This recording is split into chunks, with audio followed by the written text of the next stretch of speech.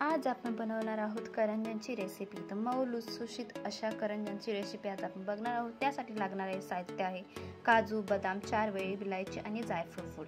आता आपण यामध्ये घी घालून थोडंसं त्यामध्ये परतून घेणार आहोत। आपण खसखसे परतून झाले आपण त्यामध्ये बारीक रवा घालून घेणार आहोत। ते देखील आपण नीट ब्राऊन असं होईपर्यंत परतून घेऊयात। आता आपण परत घी टाकून त्यामध्ये काजू, बदाम हे परतून घेऊयात चांगल्या प्रकारे आणि ते काढून सुद्धा घेऊयात रवामध्ये। आता 4 वेळी सुद्धा आपण तसंच भाजून घेऊयात। आता आपण खोबरं भाजून घेऊयात, थोडंसं ब्राऊन होईपर्यंत खोबरं आपण नीट भाजून घेऊया, जास्त करपून नाही द्यायचं आहे। तर आपण हे सगळं मिक्स करूयात आता एकत्र। त्यामध्ये आपण जायफळ पूड आणि मनुके घालून एकत्र करून घेऊयात सारण। आता यामध्ये 1 वाटी आपल्याला पिठी साखर घालून परत हे सुद्धा मिसळून घ्यायचं आहे। फायनली आपलं सारण रेडी आहे। आता पिठासाठी बघा काय काय लागणार आहे।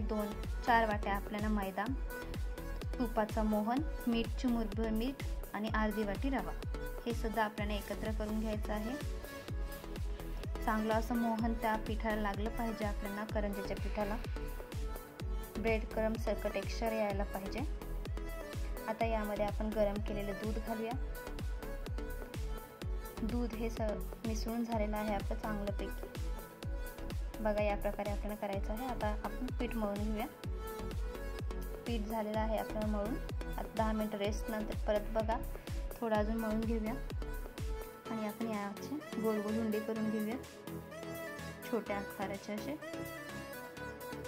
आता आपण ते लाटून घेऊया, जास्त बारीक नाही आणि जास्त जाड सुद्धा नाही, मीडियम प्रकारे आपल्याला लाटून घ्यायचं आहे। तर आपलं झालेलं आहे आणि यामध्ये आपण सारण आपलं रेडी ते भरून घेऊयात। चांगला असा करंजीचा शेप देऊयात आपण त्यांना। साईडच्या कडे असं पाणी लावून नीट दाबून घ्यायचं आहे आपल्याला आणि मग ते कटरने आपल्याला कट करून घ्यायचं आहे।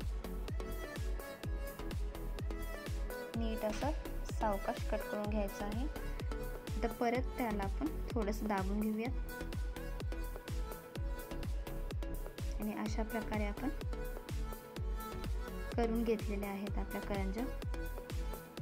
आता झालेले आहेत आपल्या। आता तेल गरम करून यामध्ये आपण एक एक सोडूयात करंज्या।